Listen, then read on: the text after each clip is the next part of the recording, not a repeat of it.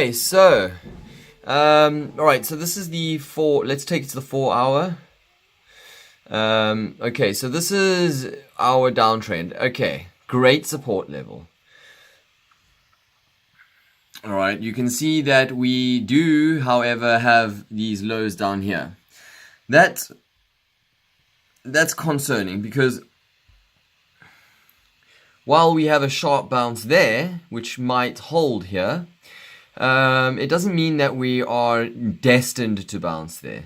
So I need a little bit more than just this to actually get me to buy into this, to actually put my money where my mouth is. For me to say, oh, I think we're going to bounce there, I'm going to risk actual money. I only have 2% a day to spend on making money, okay? So, you know, that's two trades. If I go out on 2 trades at 1%, then I'm done for the day. So I can't take too much. I can't, I need something solid, right? So with that said, let me not ramble. We need to find a bottom here, a basing pattern, okay? Now, on time filters and price filters, a basing pattern is basically a filter, a form of filter. So in other words, I think it's going to turn. So without a filter, I can just say, all right, well, when I hit this level here, where is it? When I hit that level there, okay, I'm going to buy. All right, or I can have a filter. So I can say, well, when I hit that level there, I'm going to wait. And I want to see us do X, Y, and Z. That's a filter. Now, the idea is with the filter in place, it increases our probability of being correct, okay? Because, let me get the pen out quickly. We could, in the realm of multiverses, we could do this. We could go boom, up, and then boom, straight through, okay? Now, how do we exclude that reality from our possible options? So in other words, we don't want that to happen to us. Well, the only way we can avoid that is to say, well, we're going to have a price and a time filter, okay? So then our price and time filter usually expresses itself just in a candle or 2 candles or 3 specific candles, where they open, where they close, and what levels they break.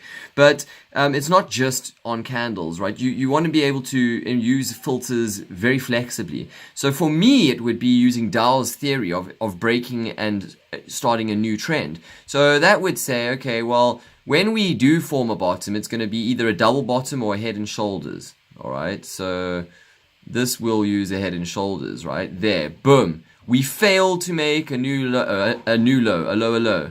And then, oh, look at that. Now we're making a higher high, okay? And then we come down, and guess what? We failed to make a new lower low. Ooh. And now, look, boof, we just gone up to make a higher high. All right, now you can say, because look, we've broken both trend lines, all right? And because we've broken these trend lines, we've made higher lows and higher highs. We're now eligible to draw this new trend line. Now we can actually say, all right, well, we've exited trend, we've broken trend.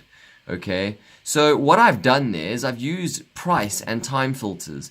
We got time along the bottom here, and we got price along there. So instead of just entering here, I have said I'm only going to wait until we are out. Okay, now we're out. Now I can say, cool, I'm going to wait for a retest. And if we bounce again through the use of another filter, in other words, this little tick has to happen, I will enter there then, maybe put my stop loss there if I want it to be very tight, and then I'll enter there, so 1 to 1 would be about there, 1 to 2 would be about there. Boom, I've made 2% on this deal now, and guess what? I have a much higher probability of being correct going long over here than over here, because I've cut out this possible multiverse. Alright, I'm no longer in that reality. That can no longer affect me. I'm immune to that possibility because I waited. Okay, so that's a bit on price and time filters. It's such a complicated topic. because it expresses itself in many different ways. Like I said, in candlestick patterns or in Dow's theory of starting a new trend, which is what I've just showed you now.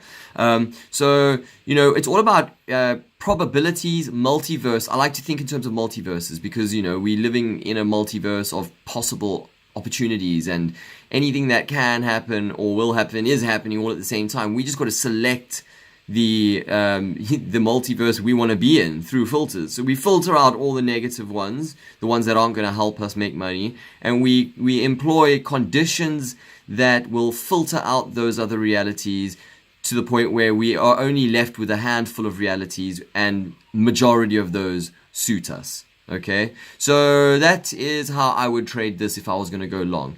I could just say I'll go long here and I might just make money there, but I don't like playing with those odds. I prefer to increase those odds and then end up with more chance, because I'm very strict. I only give myself 2% a day to make money with. So, that's a little bit on that. I hope that helped.